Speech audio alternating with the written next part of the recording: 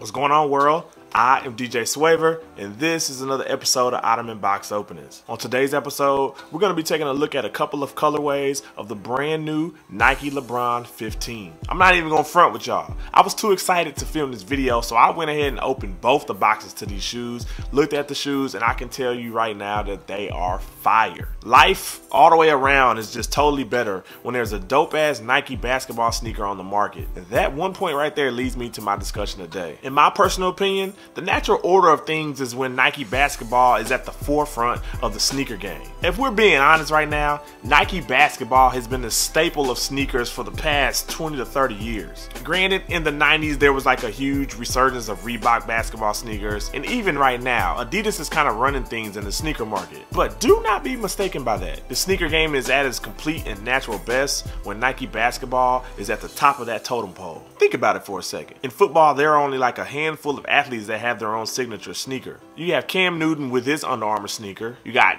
Tom Brady with his Under Armour sneaker. I may be missing some other people, but those are the only two people that come to mind for me. Are you rushing out to buy those sneakers? Hell no. I mean, I'm pretty sure there's a couple of baseball dudes out there that have their own sneaker, but at the end of the day, are you going to buy that sneaker? No.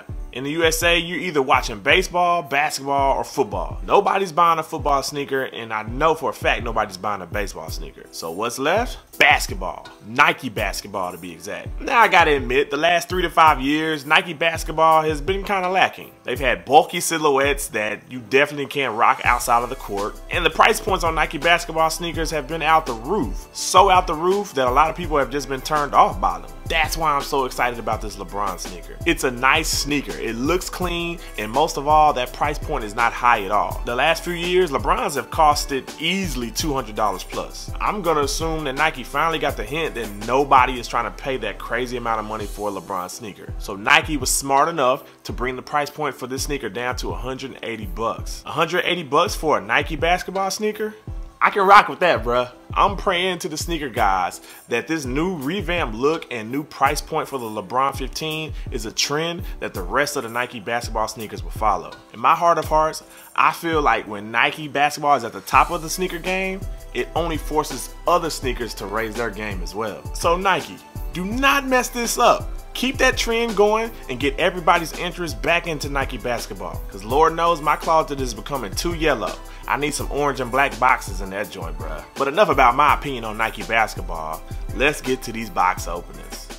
Now, the first colorway of the Lebron 15 we're going to take a look at is the Ghost colorway. This is the very first colorway of the Lebron 15, and quite honestly, this colorway had my attention from the first time I saw pictures of it. Now, the last few Lebrons have only had an on-court appeal to them. They didn't really cater to the lifestyle trend that most sneakers have gone to nowadays. Most people are not hoopers, so basketball sneakers that people do cop, they tend to want to wear them off the court. This Lebron 15 gave me that off-court vibe, and that's the main reason I got my hands on it. So without further ado, let's go ahead and take a look at this sneaker. I'm going to go ahead and draw the line in the sand right now. If you think the Lebron 15 is ugly, you need your eyes checked, bruh. This joint is by far the best Lebron since like the LeBron 10 or 11. Anything after 11 was pretty much garbage. But this LeBron 15 though, bruh, fire. The main feature you're going to notice on this sneaker is what Nike is calling the battle knit upper. In my personal opinion, I think the battle knit is nothing but a fancy way of saying fly knit. It looks like a sturdier type of fly knit that can handle the rigors of basketball, but at the end of the day, this ain't nothing but fly knit, bruh. We all know Nike likes to come up with these new terms just to build excitement for a sneaker, but at the end of the day, this is nothing but a dope-ass fly knit in my opinion. As you can see right here, this sneaker is made in the booty form of a sneaker, which pretty much means there is no tongue. You pretty much just pull the tab in the front along with the tab in the back to stretch out the ankle portion and slip your foot in. I love the fact that they didn't use a tongue and they went with a different type of construction for this sneaker. It just has that revamped feel that, in my opinion, Nike needed to do with the Lebron sneaker line. If you've owned a Nike Flyknit sneaker before, you know that the construction of the sneaker as well as the lacing system is held together by the fly wire underneath the Flyknit. This sneaker is no different. To get a tighter feel on this sneaker, all you do is tighten the lacing system,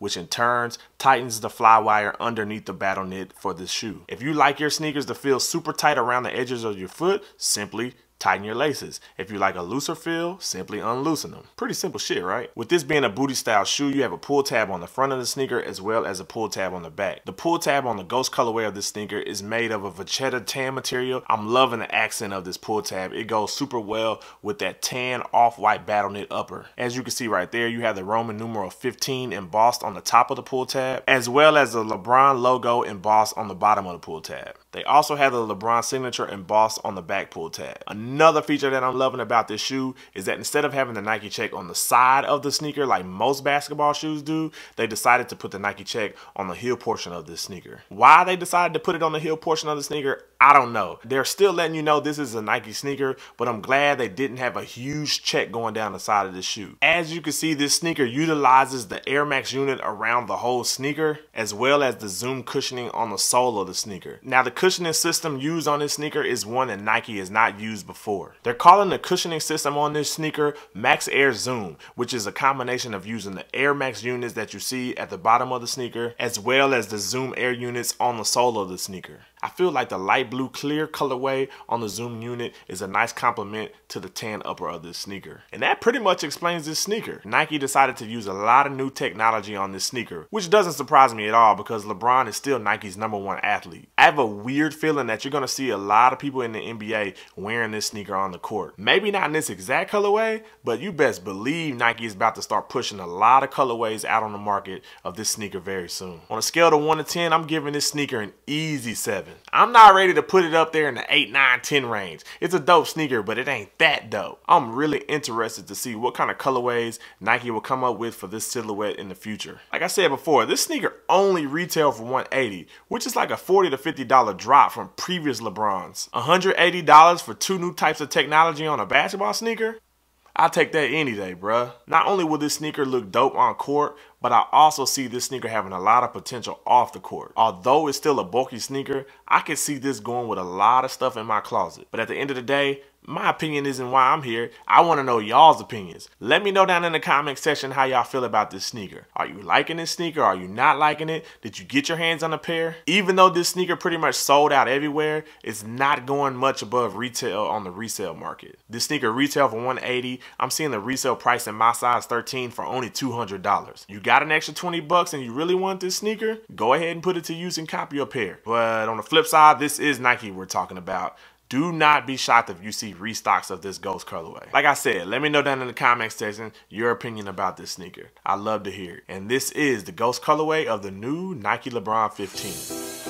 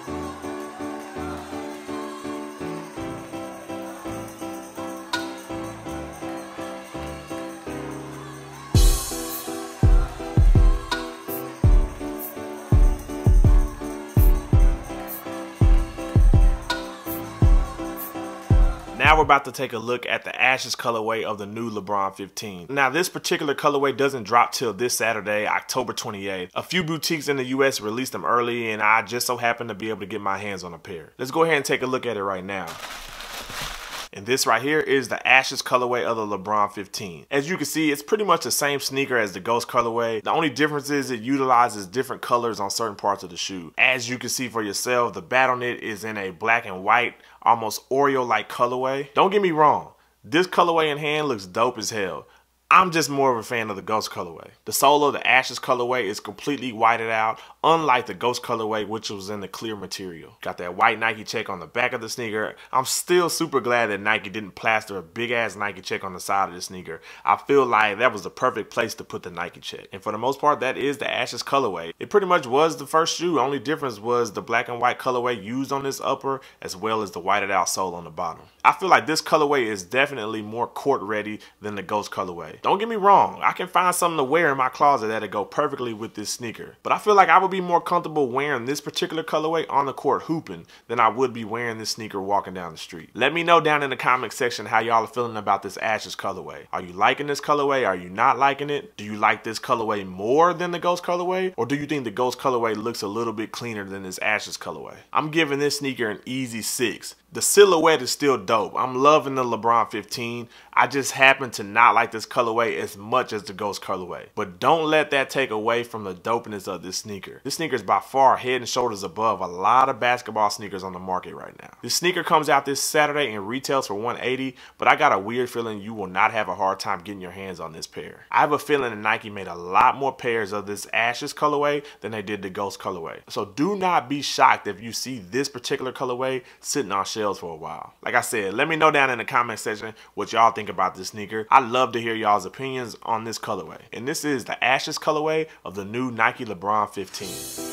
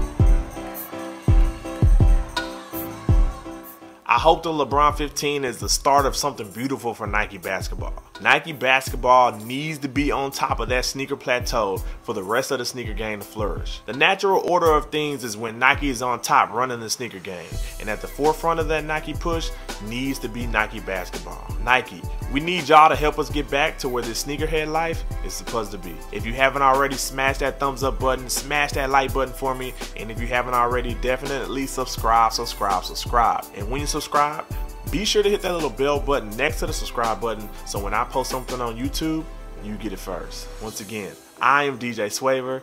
This was another episode of Ottoman Box Openings, and until next time, peace.